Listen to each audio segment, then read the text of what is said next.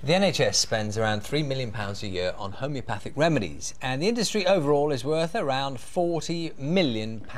But does the science back it up? This week, the director of Boots the chemist controversially suggested there's no evidence the medicines are effective. We had such a big response to this story yesterday that we're hearing more on the debate today. Yes, Professor George Lewis leads the Integrated Medicine Research Group at the University of Southampton. He's here with GP Dr. Sarah Jarvis. Good morning. Good morning. Good morning. Can I just, the question is out there really. Do you have any faith in homeopathy, and do you use it in any sense with your patients? I don't have any faith that homeopathy works in any way, shape or form, but I do believe that some patients who take homeopathic remedies are more likely to get better than if they took nothing, and that's because of something called the placebo effect. Now, one of the big problems we have with homeopathy is that there are reasons that scientific trials are done in the way they are. For instance, there are reasons that neither the doctor nor the patient knows which medicine they're taking. What few trials there are with homeopathy that have shown an improvement, basically either the doctor or the patient or both has known they're taking the homeopathic remedy rather than the sugar pill, and therefore they've had more faith in it. They have known? Yeah, usually. OK. Professor George Lewis, what is the evidence, do you think? With great respect, Sarah, that's not quite correct. For instance, the Arthritis Research Council made it very clear that there are 4 really quite high-quality positive trials for homeopathy in a very difficult disease to treat called fibromyalgia. So there really is evidence out there. It's patchy because we haven't done much research, but there really is evidence, and we're often faced with patients for whom we can do very little. It may well be that the homeopathic consultation itself is very powerful, but there is actual hard evidence that the homeopathic remedy really does do something, and very often for these patients we don't have much else to offer them. They may be in very difficult situations and we need to help them. But Dr. Sarah Jarvis, you just simply disagree? I absolutely disagree. The evidence that if you dilute something by a million to the power 14 times, it's more strong, it's more effective than if you dilute it to a million times less. The likelihood is, the theory of homeopathy is that the more you dilute something, the more effective it is. You get to the stage where it's got something called a potency of 14, and you've reached a stage where the likelihood is that there is not one single molecule of this left in what you're giving the patient, not one molecule. So the theory is that water has a memory. It remembers being in contact with that. Well, by the time tap water gets to London, it's been through 9 people's bodies. I really hope it doesn't have a memory. Professor, can I just put one this is an email that's coming to us. Paul Watson, I'm a pharmacist, he says, I know of no significant double-blind trials of homeopathic medicines that have proved their effectiveness.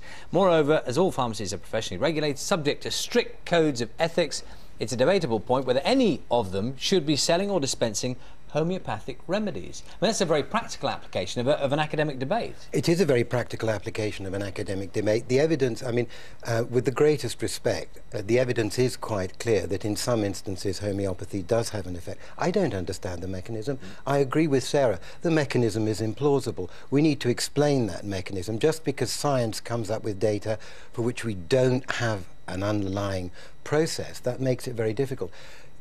Let's return to the patients. The patients often get benefit from homeopathy. There is some evidence to support it, not conclusive. There isn't enough work in this area, but we do need to listen to the patients and take that forward. Dr. Sarah Jarvis, a couple of points. Firstly, the NHS does fund some homeopathic treatments, and also the Medicines and Healthcare Products Regulatory Agency has granted us a licence to a homeopathic remedy. Well, the answer is that the MHRA is basically largely, as far as non-prescribed drugs are concerned with safety.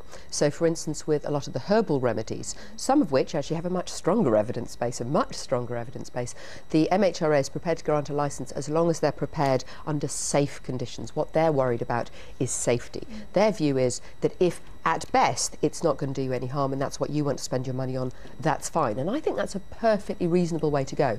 The NHS spending its money on it is a completely different matter, because effectively what we're saying is that if patients are being referred for homeopathy, that is the NHS's money. That means that my patients cannot get the newest proven drug, or they cannot get physiotherapy. So there are real consequences. And the other thing that I think Professor Lewis hasn't touched on at all is that he has quite reasonably said that if there are patients for whom we can offer nothing, they believe this is going to help, and it will. That's the sort of time where I wouldn't have a problem with a patient taking homeopathy. But unfortunately, all too often, homeopaths think of themselves as alternative medics. 50% of homeopaths in a survey told parents not to take told patients not to take anti-malarials when they went to a malarious area, and told parents not to give their children immunisation, even though the faculty of homeopathy has said there is no evidence that homeopathic protection against immunisation works. So, Professor, a GP is saying, if you like, it could be, potentially, the only way it could be used